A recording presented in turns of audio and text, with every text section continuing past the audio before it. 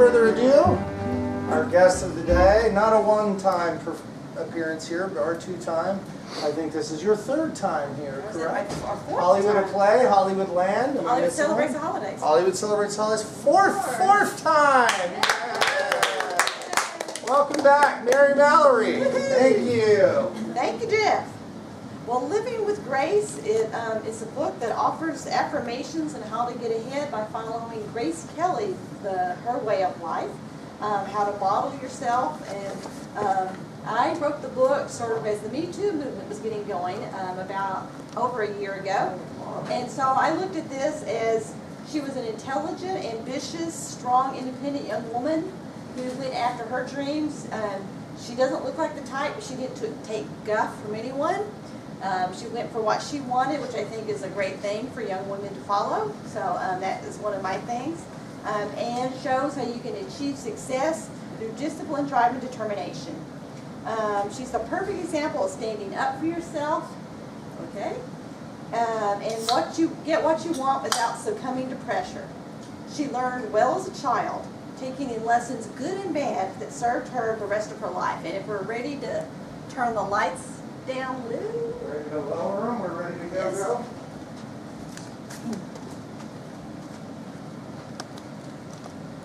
So, we're going to look back here. So this is Grace, sort of not quite as a baby, but as a baby there. She was born Grace Patricia Kelly in Philadelphia, Pennsylvania, November 12, 1928. Her parents were John Brendan Jack Kelly and Margaret Major Kelly. She was the third of four children. It was Peggy and then John Jr., also sort of known like Jack Jr., and her younger sister, Liz Ann. Her father, she modeled herself good and bad after her parents.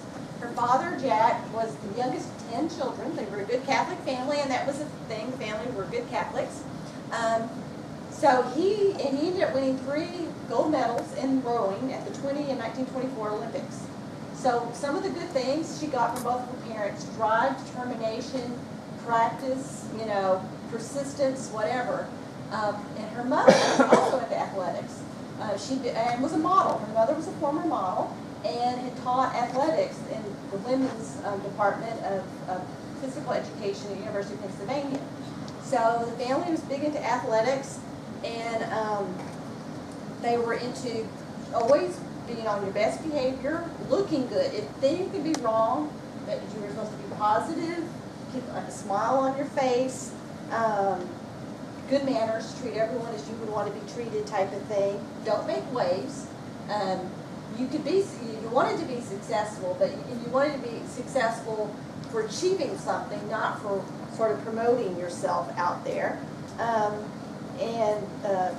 Practice makes perfect type of thing. So here are photos. The left photo is her at the age of 12. You can sort of already see how she's going to be.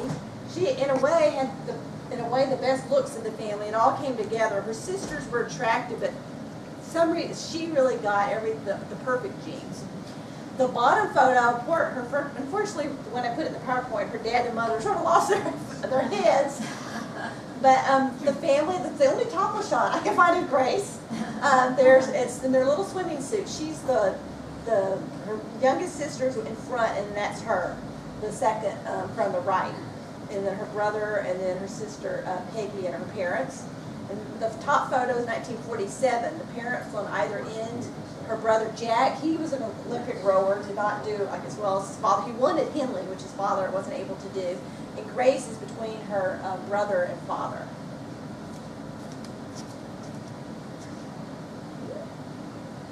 So her big influences, because she was not a very athletic child, or had health issues and everything, she always loved the stage. So she got that from her uncles.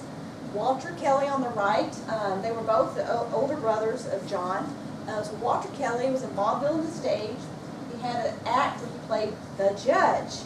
And so the rest of his life, he sort of did variations of that. And on the left, her uncle George Kelly, that was really her role model and influence. He was a playwright. He wrote Craig's Wife, for which he won the Pulitzer in 1926. He also wrote The Torchbearers in 22 and The Show Off in 24. So he was a playwright, had been an actor, became mostly a playwright. So he's into the theater, the arts in general, just the kind of thing she ended up loving in life. So she modeled herself and really focused after him. So as by 10 to 12, she went to private schools, Miss Stevens School, and then I forget the others, but she studied acting. And at the age of 12 in Philadelphia, she was in Don't Feed the Animals. The teacher later remembered her as being disciplined, knowing her lines, everyone else's, being very professional. So she got started early. And as I mentioned, she was somewhat sickly and she did play field hockey at school, but she was not into sports. So she was more into reading, playing the piano. She loved cameras, and those were things that would carry on into her career. So then, when she graduated from high school, she had wanted to go to Bennington and study dance. I think her math skills were not the best.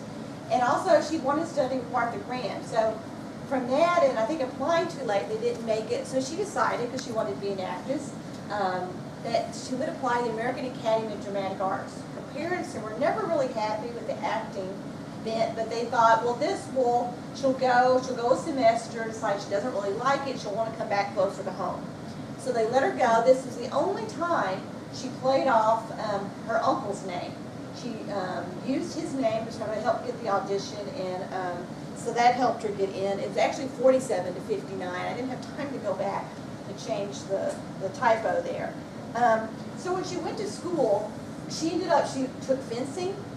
She loved that. She was the discipline and focus. And because she was not a natural actress, it was hard. Just practice makes perfect. You're doing things over and over. And she realized to be an actress, she sort of had a Philadelphia twang, whatever that is. So she worked and got, as the accent we know her from the movies, her Grace Kelly accent, the sort of British type accent. And when she came home, like her mother said, like, what's that? Well, we don't recognize that. She says, well, I have to have this accent for my work and all this kind of thing.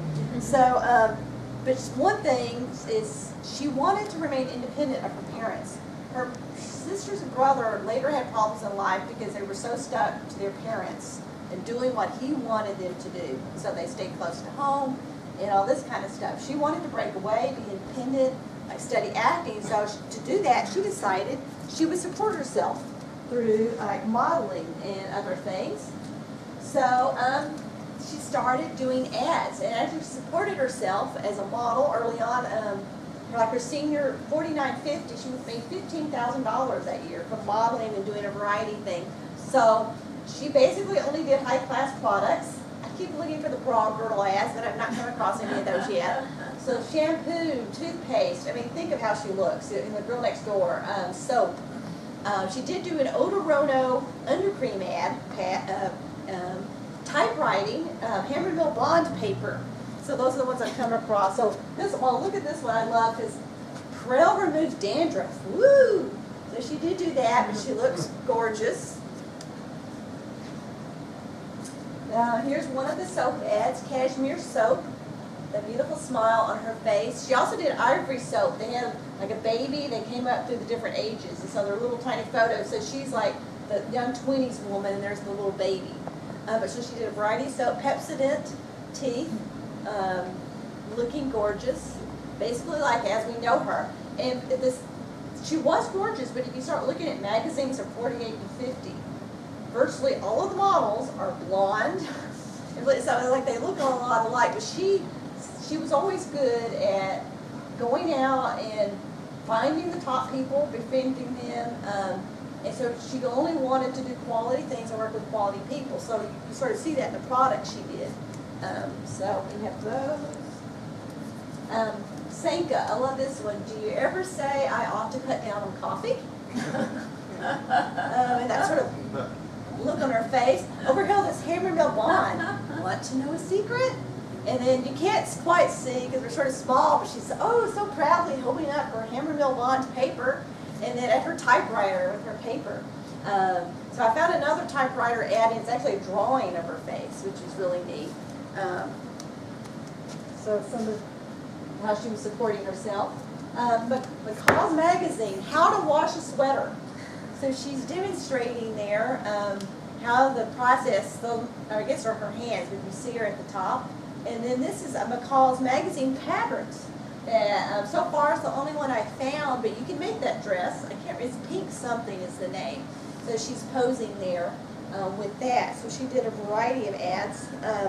Her big thing is she went to acting school, and so because of her uncle, she wanted to be a Broadway actress, stage actress. So as she's doing this, she's auditioning and doing stuff on the stage.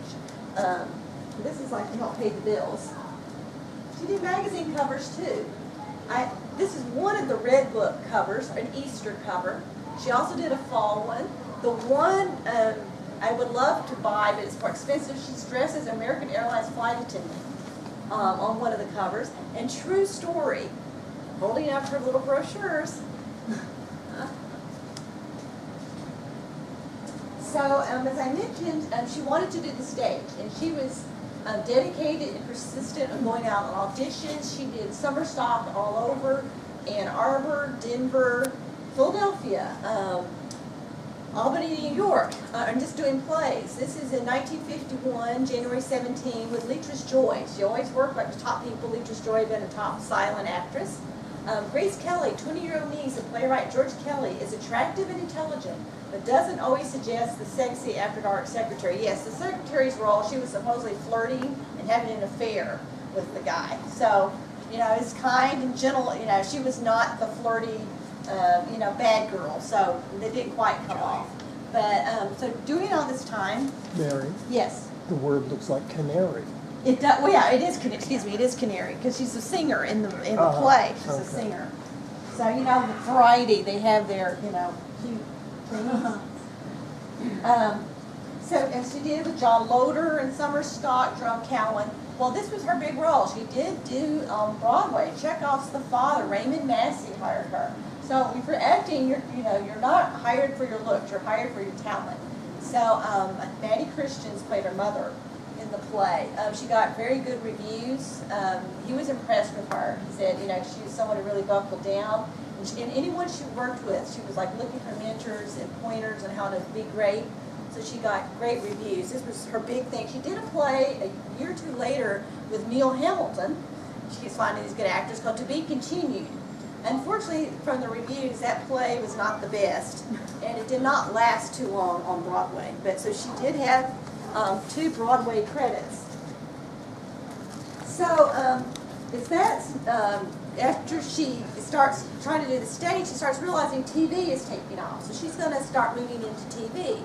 And once again, she sort of conquers television, works with the best, and works her way up. And it helps her stage thing because she can memorize quickly. She was good at improvisation. And very disciplined. And so, because you look, a lot of these TV shows, in a few month period, she's doing multiple TV shows. She did 2 or 3 times as many TV shows as she did movies, from 50 to 52. And so she's moving almost every week or 2 to a different TV show. So she had to learn quickly and drop the others. But this is a local TV station, and I believe it's actually Baltimore when I looked at the, you can't see it, but I think it says WBAM television. Here is a great NBC TV. She did some things at NBC TV, so that's a photo they took of her. The review, which you can't quite see, but that one was for, make sure, which one is that again? Oh yeah, CBS television for Don Quixote. If I could ever find this, it ends up, the show did not get a great review. It was a CBS television playhouse, so once again, she did some of the best shows, but they cut down Don Quixote to 30 minutes, and they focused on the windmill part, basically. She's Griselda, or the one big female role. Boris Karloff was the male star. So you'd love to see it for that. Sidney Lumet is starting out his career. He's the director. So they said basically they did what they could, but their effects and how they shot it was not the best, or I guess the technical things, so that sort of cut into the show. She did a screen playhouse with Robert Montgomery. She did a variety of mostly drama and comedies. She did Aunt Rutledge that Norman Corwin wrote. So once again, you know, she's finding the top people to work with and get things with. This one over here is called Bethel Meriday of Sinclair Lewis, based on Sinclair Lewis thing. In the story of an aspiring ingenue struggles to learn acting in a straw hat company and later in a stock company on the road. So in a way, she's actually playing herself in this role. Miss Kelly brought the title role to life in one of the neatest thespian jobs yet seen on the series. And so she got great reviews. This was a Dilbert Mann production. So, you know, she was working with the top people. This is a show called The Case of the Diamond Necklace. It gets stolen, and you can't quite see, but there's a variety of things of hers. And somehow she's interested with the diamond necklace, and it sort of disappears. And did she steal it or did she not? And so it's a TV show, and there's the variety of photos showing her in that. So she's working on that and deciding, well, if I'm having problems with Broadway, I'm going to conquer television. So as she's doing that, it's like, once she sort of feels like she's conquered the field, and she helped modeling as an NBC actress. It mentioned she's NBC actress Grace Kelly. So here she is modeling. You can see, in a way, even the things she modeled would be how we view her. Classy, stylish. She was not going to do the short dresses, low-cut swimsuits. It was always very stylish things. So helping to do this, but she decides it's time to move in towards the movies. And this was in Variety as she's doing the father. Hottest bet on Broadway for a pick contract currently is 20-year-old Grace Kelly, who made her debut this season in The Father. Metro, Warner Brothers, and 20th Century Fox have shown interest. She is a niece of playwright George Kelly and the late Walter C. Kelly, the Virginia judge of Vaughan. Her father is Jack Kelly, former chief of the Democratic Party in Pennsylvania and prominent Philadelphia bricklaying contractor. So she didn't immediately decide to take film because she was afraid. She did not want to be typecast as ingenue. She wanted to have good roles. She did get discovered, and so she decided to do 14 Hours. Her first thing is a very small role, like woman in office or whatever. But she got discovered with High Noon.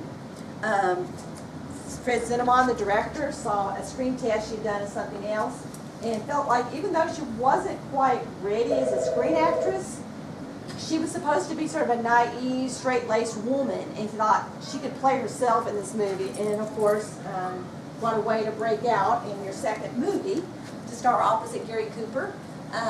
She did get good reviews in a way.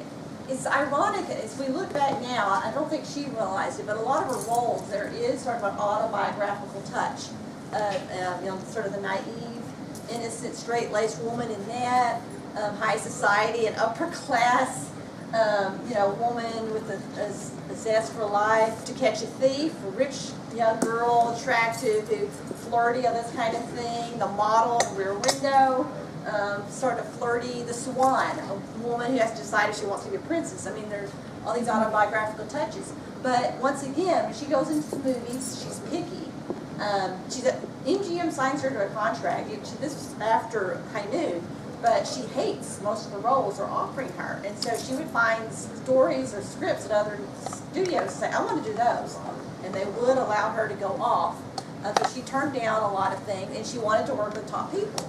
So here we have Gary Cooper, High Noon, Fred Zinnemann, High Society, which had Frank Sinatra and Bing Crosby, and she sings with Bing Crosby, and the only time she sings, it was a gold record. So there you go, it's actually supposedly her voice. So she always is successful. Mogambo, Clark Gable, The King, Jimmy Stewart in Rear Window, Hitchcock. So she did 3 films, with Hitchcock. He was definitely a mentor, showing her the ropes in movies and how to really project and do everything on screen. So she loved working with him. Later in life, she had hoped to do Marnie in the 60s, but the people of Monaco would not let her come back to the screen, so she was not able to do that. One thing, I used the photo from Rear Window there with the camera. She was a photographer in real life, and so she loved cameras. And so you see her either taking photos or she's over talking to the cinematographers. So I wanted to have that there. So she works with top people on virtually everything she does. But at the same time, she was not a woman just to let, the guys obviously chased her because you can see how attractive she is. Oh, and she won the Oscars, so we get to go there first. The Country Girl. So once again, that was a Paramount picture. William Perberg was one of the producers. And so she had done the Bridges of Tokyo Reed for them with William Holden. Once again, William Holden, not top person. And so she impressed him, and she gets MGM to allow her to do it, and she wins the 1954 Oscar for Best Actress for The Country Girl. She just planes herself down, and once again, in a way, sort of plays herself because this actress trying to deal with life. But she was also one to follow her heart. She was very romantic, as all of her friends said. She was always looking for the white knight to come and sort of rescue her, and she was not afraid of pursuing someone. She was not sitting at home waiting. She obviously didn't have to do that a lot. But if there was a guy she was interested in. Now, yes, unfortunately, that maybe she did go have sort of fling with some of her co-stars, like William Holden here. All of whom were married men. Yeah, most of them were married men, yes. And some of them did have families too, yes. But, so she was one of, you know, a woman that was sort of independent romantically as well, of pursuing that kind of thing. This was the story of one of the fan magazines during Magambo. She and Clark Gable did have a thing. There were stories that she knitted a pair of red socks for him for Christmas while they were on location in Africa. They would go out for drives. Supposedly they went skinny dipping in a lake. And then she would actually fall in love. She wasn't just having a fling. And some of the people she would take back to her parents, but a lot of the guys were just having flings. And so then she'd be heartbroken when everything was over because he didn't want more.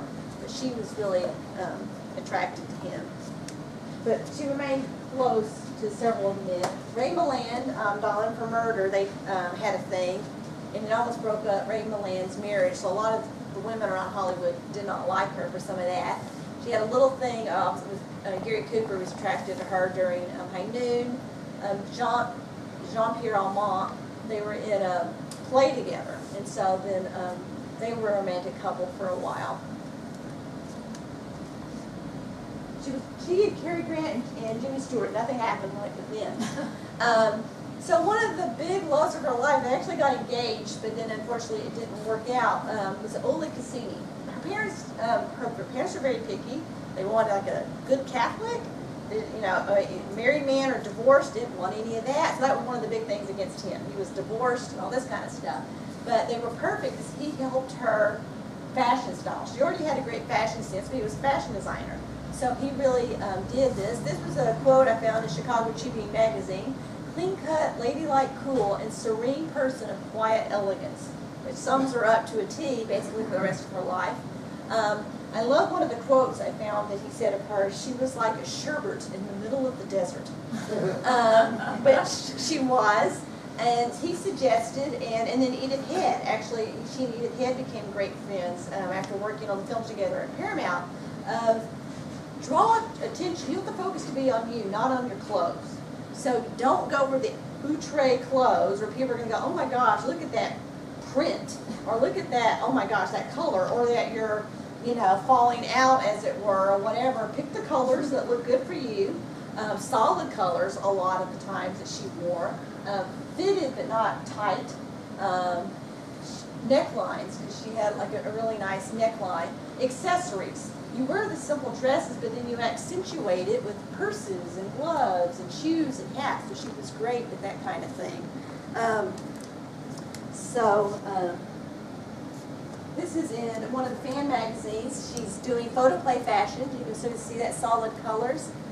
The thing I loved about it is it looks like that's the Kelly bag, but she's not Princess Grace yet. So it's just, looks like she's already got the Kelly bag there, which was her name, the thing with Louis Vuitton and all that kind of stuff.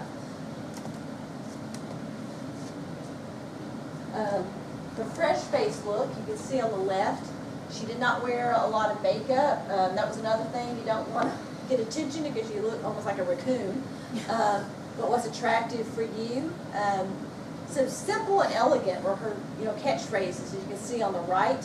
Once again, she did a lot of fashion shoots. She did not like to wear a swimsuit, so there's not very many photos of her in that. She did wear some shorts and things. She does look really goofy in those. They're bad photos, and she does not look good, so that might have been on purpose. I don't know. So one of the things, too, and Edith Head loved her because she was a former model and just a dancer and all that, so she had great posture, which you look great with that, poise, erect. If you wear simple clothes, she was always crisp, clean to a T. They were not clean, they were not messy. She did not pick up wrinkled clothes off the floor and wear those, or put on her pajamas and go out in public. You might be simple, but you always looked nice. You can see some of the, once again, the Paramount looks. I call her, this is the casual look before Gap. It's the Gap look, basically. The Oxford shirt, the crisp Oxford shirt, pulled together with belts, Oxford shoes, the glamour look. Simple but elegant, and then the cut, I don't think she's wearing pearls, which you can't see. She loved to go, Edith Head to go shopping, and it's like Edith Head was talking about, she loved to spend money on gloves and purses and that kind of thing. So she's high-end casual. Most of her clothes, and when I was reading, when she was starting out, and even as a film actress, she would go to very nice department stores that was off the rack, and then she would have it tailored to fit her. She did not go to big fancy designers and spend a lot of money. Once again, you can see my color green was a good color for her. So with your coloring and all that kind of stuff, look good. And so, yes, here she looks like a princess. It's an MGM shot. Always look your best, and the right attitude. She always projected this thing of, grace, poise. She never lost. That was one of the things she picked up from her parents about, never losing it. She was always perfect, calm, quiet. From everything I read, everyone loved working with her. She treated everyone, be it crew to the top producers, as the same type of person, how she wanted to be treated. She worked with charities, but kept it quiet, giving back. She was very generous. She and Rita Gam, when they came out to Hollywood, were good friends. They were total opposites. Rita Gam was more flamboyant. Grace was quiet, but they shared like a little Chevrolet, small apartment. But she always embodied, she seemed a princess before she even became a princess. And so, as I mentioned, being herself.